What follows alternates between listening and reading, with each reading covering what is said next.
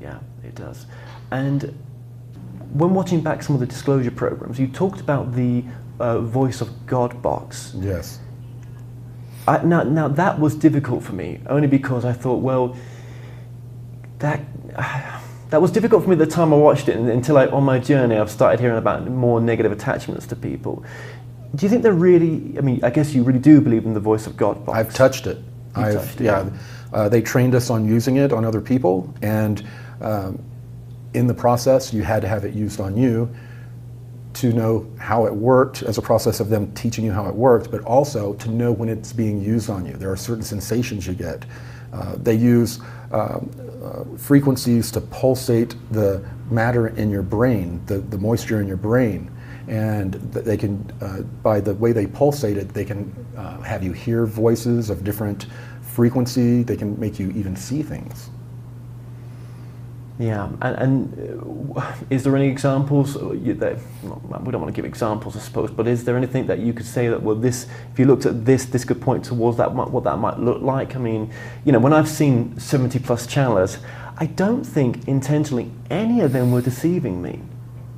No, I don't think that what's going on out there with this large amount of people channeling, I don't see evidence of the voice of God that much. I mean, I think the voice of God are used more on targeted individuals and that technology physiologically does cause schizophrenia in people. Yeah, that would make a lot of sense, wouldn't it? Yeah. Yeah. So I think what's going on more with channelers are that, what I said before, all of these higher density beings that are wanting to ascend further need us, you know, to play ball. So they're, you know, calling in some plays for us.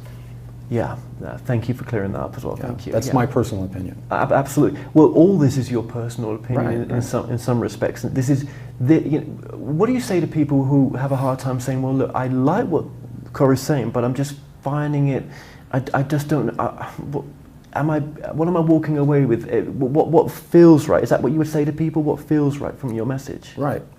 And if you want to approach it from a point of entertainment, that's fine. If you want to approach it from, you know, through your lens, you know, throw your shoulders back and defend your truth, and that's fine. In the process, you'll most likely come across some of your own belief systems that no longer service you. I've dropped so many of my belief systems in the last 3 years.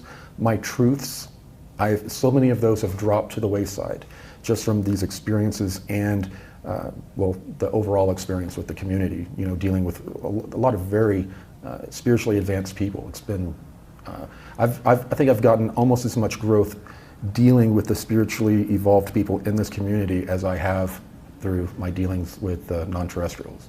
Right, because sometimes, you know, I've met a lot of spiritual teachers in person who talk the talk, but they're not walking the walk. Very few. Especially when I got into this business and I started seeing in the background all these people talking these beautiful truths. And then I find out that a lot of them, it's just an intellectual exercise. They don't apply any of it. If they did, they have all the knowledge, but they don't apply any of it. But if they did, wow, what would they be? You know? It amazed me, right? When I got into this field many years ago, you know, you'd meet them off air and you'd get to speak to them just before you start, and oh my God, they're horrible. Yeah. And you're like, well, whoa, you just destroyed, you know. But then I realized, actually, just look at the information. Right. But that's where I was getting that. Whatever feeling you get, if you totally do not resonate with this information, then stay away from it. But if you do, if there's some sort of a resonance, then you know, use that mirroring thing. Start figuring out what part of it makes you uncomfortable, why it's uncomfortable. Is it because what I'm saying is complete bunk, or is it because there's something you hadn't dealt with this part of your belief, and there's something not making sense? You need to hone in on it. You know, it's a catalyst for doing the work, whether you believe it or not. Absolutely. Would you be surprised in the future, or at some point in time, if you look back at this, or if we just project into the future now, where this information is coming from for yourself? Would you be shocked that actually what you've been through is actually something else compared to what it is that you think it is right now? No, I would not, because I understand that everything that I'm talking about, perceiving, is happening through this lens. And I understand every lens, I don't care how brilliant you are, how much work you've done, is distorted. So one of the things that was also communicated to me by Mika, a non-terrestrial that's a part of this group, the local 52 star cluster, they have gone through this ascension energetic process. And what they said was that not one of them had a scenario that played out according to their prophecies. They were all wrong. But because they were all wrong, the prophecies were all wrong, that brought people together because they now had a whole new truth, a new experience, and not these belief systems. Which is what you're doing, and I so appreciate the honesty of that answer as well. Thank you so, so much. And the final question, what is the most important message of your work? Well, the most important message is probably a message that you're getting quite a lot, which is quit looking for a savior outside of yourself, quit looking for gurus, that all of the work that we do inwardly affects the outer world.